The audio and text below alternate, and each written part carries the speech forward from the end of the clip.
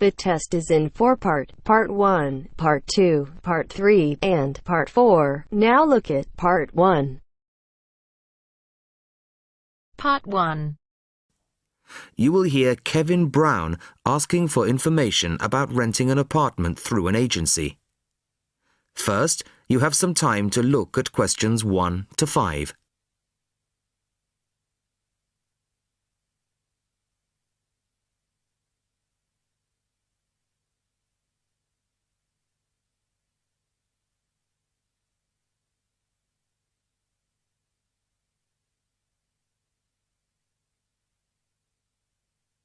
Now the test will begin.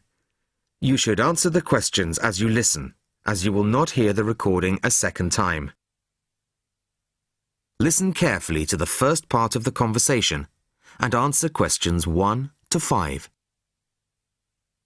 Good afternoon. How can I help you? Hello, my name's Kevin Brown. I saw your advertisement in today's local paper, apartments to let in all areas of the city. Yes, Mr. Brown. We currently have several properties available. What part of the city were you thinking of? Well, city centre ideally. OK. And what price range are you interested in? I don't really know. What have you got? Well, prices start at £400 a month, going up to £1,000 a month. OK. And what's the difference? What does the price depend on? Well, the number of bedrooms mainly. Uh-huh. The cheaper apartments have 1 bedroom, while the most expensive have 3 or 4 bedrooms. OK. 2 bedrooms would be nice. So I'll say 2 bedrooms up to £600 a month. Mm-hmm. Do you have anything like that? Right, sir. We have... just give me a moment, please. Mm-hmm. We have 2 properties that might interest you. One is in North Street. It's a very nice apartment, but it's £750 a month. But that includes a private parking space. £750. That's a bit higher than I'd like to go, really. Do you have anything less expensive? Yes. We have another one at £625 a month. 625? Mm-hmm. All right, that sounds interesting. Where is it? It's in Cornell Road, at number 12B. I don't know that. How do you spell it? It's Cornell. It's near the park. I've never heard of it, but I'm sure I'll be able to find it on a map.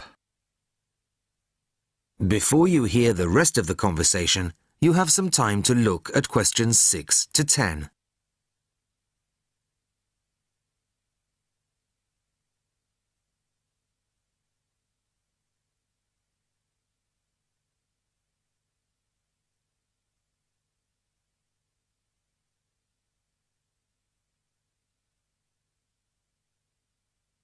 Now listen and answer questions 6 to 10. So, would you like to see the apartment, sir? Yes, I would. I'd like to rent somewhere fairly soon. Would tomorrow be possible? Sorry, I'm afraid nobody is available all day tomorrow. It's quite a busy time of year for us. I see. But if you're free later today, you could see it at 5:15. Sure, no problem. I could manage that. OK. So that'll be 5:15 with my colleague Jason. He'll meet you at the apartment. That's fine. And one more thing. What do I need to provide to rent an apartment with you? What documents, that kind of thing? Yes, of course. Do you have a job? Yes, I work in a travel agency. Well, a reference letter from your employer, you know, saying you work for them, and a deposit, which is 1 month's rent plus a fee of £60. What's that for? It's an administration fee to cover the cost of preparing the contract. OK. And one last thing. When would this apartment be available? It's empty now, so you could move in as soon as the contract was signed. That's great. Thanks very much indeed. Bye. Goodbye, Mr. Brown.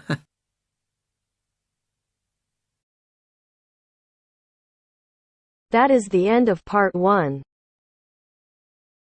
You now have half a minute to check your answers.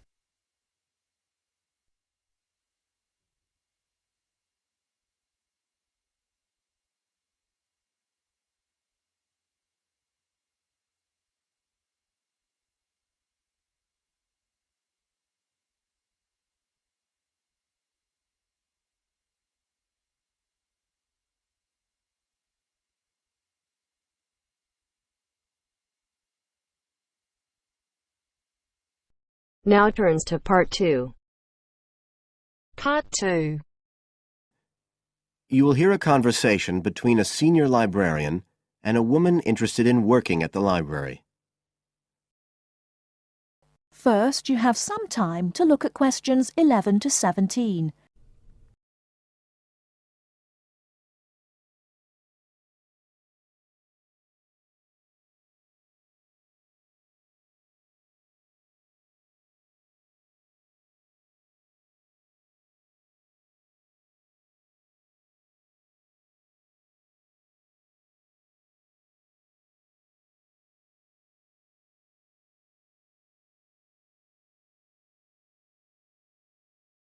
Now, listen carefully and answer questions 11 to 17.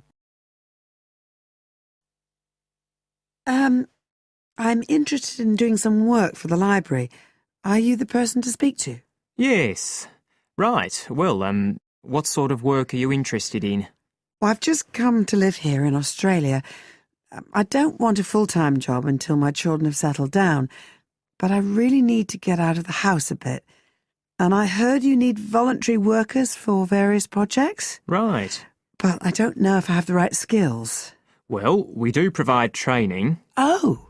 We always include an orientation to the library, together with emergency procedures.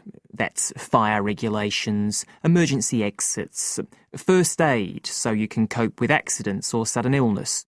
Things like that which are necessary for anyone who's working with the public. Then we give specialist training for particular projects, like using our database system. I do have quite good computer skills, in fact. Oh, great. Is there any sort of dress requirement? Well, all staff have to wear a name badge, so they can be identified if they go outside the staff-only areas. But apart from that, there aren't many regulations. We ask you to sign in and sign out for insurance purposes, but that's all. How about transport? Do you live locally? Well, not too far away. I'm at Porpoise Beach. My husband needs a car during the day, but it's only about 20 minutes on the bus. In fact, we can reimburse part of your travel expenses in that case. Oh! Would that be the same if I came by car? No, because parking is such a problem here. One thing we are looking for, though, is someone who can drive a minibus. No problem. So, do the projects involve going outside the library? Some, yes, but not all. We've just finished one which involved working with photographs taken of the area 50 or 100 years ago. It basically involved what we call encapsulation. Putting them in some sort of covers to keep them safe? Exactly. It's time-consuming work, and we were very grateful to have help with it. Then, sometime next year, we're hoping to begin working on an initiative involving the sorting and labelling of objects relating to local history. We'll be needing help with the cataloguing. Oh, I'd definitely be interested. How about at present? Well, we have a small team who work to support those who are unable to read. Working with the blind? Yes, or other groups who have reading difficulties. We provide volunteers with equipment so that they can take books home with them and read them aloud onto CDs. We're gradually building up a collection that can be lent to those who need them. I can see it would be useful, but I'd really like to do some sort of work where I can get the chance to meet people. How about reading stories to children? That's done by our regular staff. But we do have another project. It's a very long-established scheme which involves helping those who are unable to have direct access to the library. Oh, I noticed someone with a trolley of books when I was at the hospital last week. That sort of thing. That would have been one of ours, yes. It's one of our most popular services. Lots of people who wouldn't dream of going to the library normally when they're at home borrow a book when the trolley comes round the ward. I can imagine. Yes, I'd definitely be interested in that. Right, so how do I enrol? Well, we do ask all volunteers to commit themselves to a regular period each week. I could probably do 5 or 6 hours. Oh, be careful not to take on too much. But we do need someone for a couple of afternoons from 2 to 4, so 4 hours altogether. That sounds fine.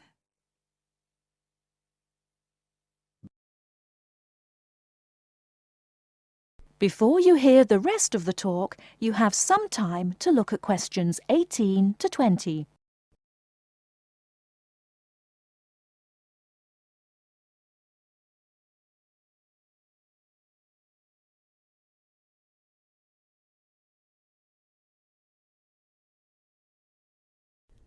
Now listen and answer questions 18 to 20. Right, so here's the application form. It asks the usual questions, name and address and telephone number. You also need to fill in details of who we should get in touch with in case of any accident or problem like that. We do need to have that filled in. And there's a space for date of birth, but that's only if you're over 75, so we won't worry about that. No. Oh, it asks for qualifications. Do I need to provide certificates? They're not necessary. We'll need the names of 2 referees, not relatives or family members, obviously. What else? Signature of parent or guardian. That won't be necessary, as I assume you're over 18. Yes. What's this? It says civil conviction check. That's a document we have to provide by law for those working on projects involving children, so we won't need it in your case. But you will need to sign this separate document. That's a copy of commitment. It's basically an agreement to work according to the library guidelines. So, if you'd like to fill this all in, you can do it here or take it home, whichever you prefer. I'll take it home if that's okay. Right, well, thank you for your time. That is the end of part 2. You now have half a minute to check your answers.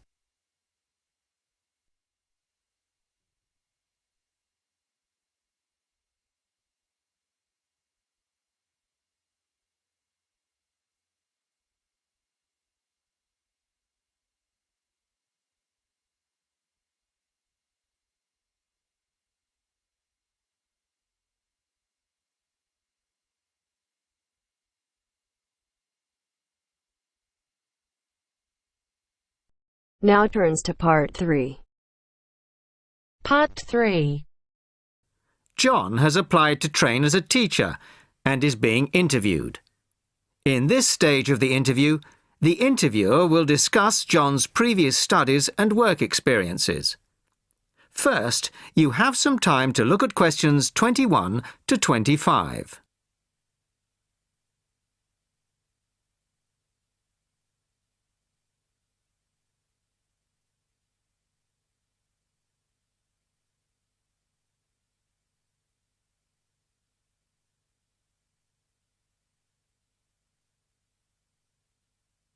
Listen carefully to the first part of the conversation and answer questions 21 to 25.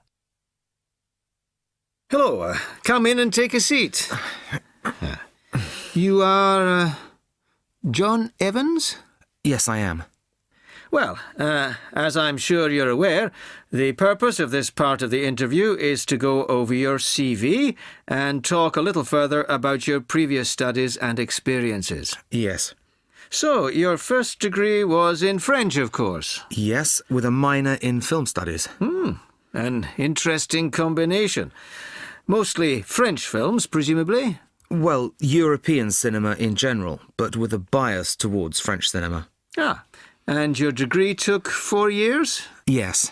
In the 3rd year, I was an exchange student at Bruges University in Belgium. I was there for a full academic year, 9 months. Right. Well, you graduated 2 years ago, and then you took some time out, as it were. Yes, I spent 6 months as a volunteer working on restoring historic buildings in France. Oh. Was that with a well-known organisation? They're called Restoration Vacations here, but they operate under different names in several countries. I think they're quite well known. So, it was a 6-month vacation, really? No, I went for a week, but really liked it, and I got asked to stay on as a translator. Because I could speak French quite well, it was my job to liaise between the owners of the buildings and the English-speaking volunteers. That must have been a very enjoyable experience. Before you hear the rest of the conversation, you have some time to look at questions 26 to 30.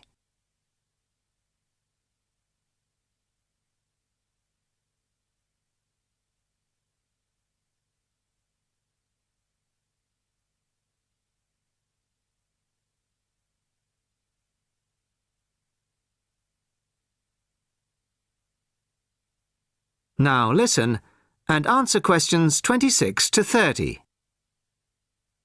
Well, it was certainly a very enjoyable experience to begin with, but after the first 3 months or so, I actually got a bit bored. I was talking about the same things every day. Bricks, cement, window frames, that kind of thing. It wasn't really stretching my French. Also, I wasn't getting paid, just free accommodation and food, plus some pocket money. Oh, I see. So then you started working for a bank in Paris. BCFC, I think. Yes. Were you doing entirely translating again? Well, translating was the major part of it, mostly from English into French this time. Official documents, letters, that kind of thing. Much more challenging. But I was also in charge of coordinating the translation work going on in the bank's offices in Switzerland, Belgium and other parts of France. Oh. What did that involve? It was simple, really. I just had to keep track of what had been translated in each office, to save wasting time having the same document translated twice in different offices. So, you stayed there for a year and a half, and then you left. Why was that? Simple, to apply for this course. I see. Why give up a secure job in Paris to train as a teacher here? I've always imagined that I'd be a teacher, really. I loved being in Paris, but I wouldn't want to spend the rest of my life working for a bank.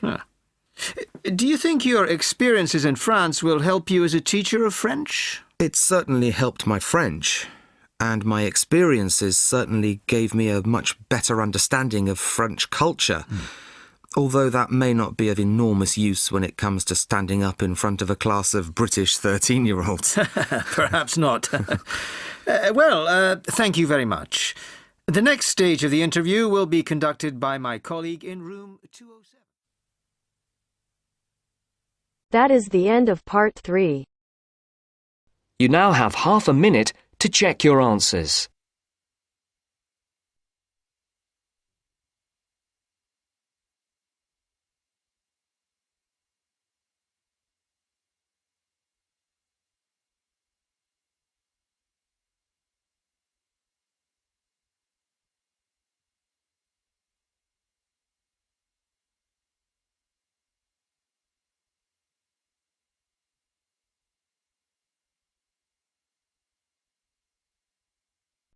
Now turns to part 4.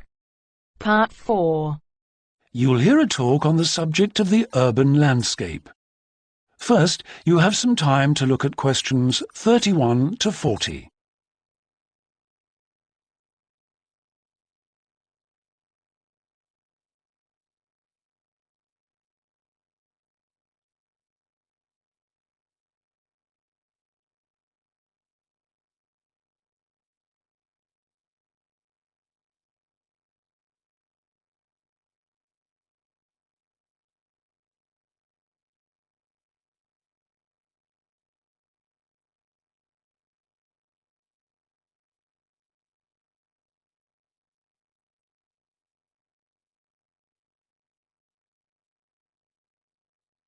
Now listen carefully and answer questions 31 to 40. Good day, ladies and gentlemen. I have been asked today to talk to you about the urban landscape.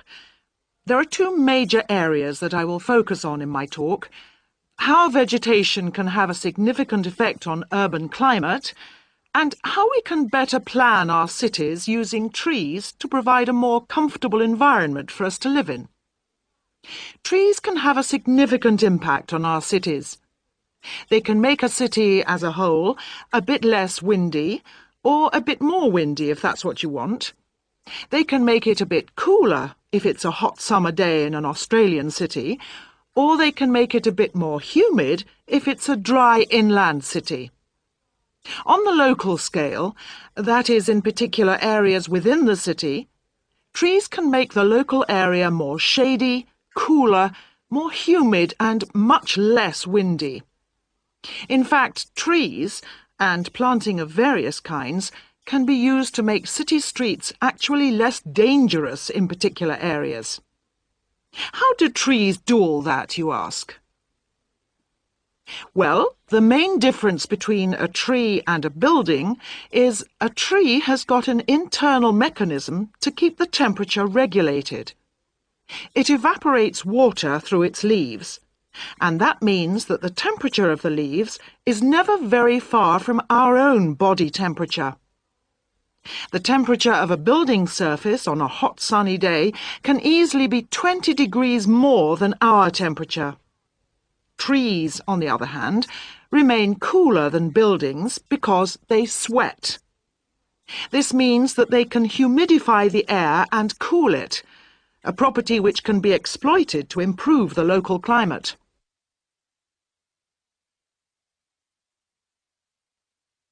Trees can also help break the force of winds. The reason that high buildings make it windier at ground level is that as the wind goes higher and higher, it goes faster and faster. When the wind hits the building, it has to go somewhere. Some of it goes over the top, and some goes around the sides of the building, forcing those high-level winds down to ground level. That doesn't happen when you have trees. Trees filter the wind and considerably reduce it, preventing those very large, strong gusts that you so often find around tall buildings. Another problem in built-up areas is that traffic noise is intensified by tall buildings. By planting a belt of trees at the side of the road, you can make things a little quieter, but much of the vehicle noise still goes through the trees.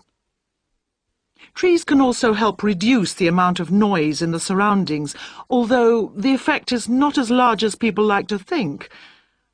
Low-frequency noise in particular just goes through the trees as though they aren't there. Although trees can significantly improve the local climate, they do, however, take up a lot of space. There are root systems to consider, and branches blocking windows and so on. It may therefore be difficult to fit trees into the local landscape. There is not a great deal you can do if you have what we call a street canyon, a whole set of high-rises enclosed in a narrow street. Trees need water to grow. They also need some sunlight to grow, and you need room to put them. If you have the chance of knocking buildings down and replacing them, then suddenly you can start looking at different ways to design the streets and to introduce tree planting. That is the end of part 4. You now have half a minute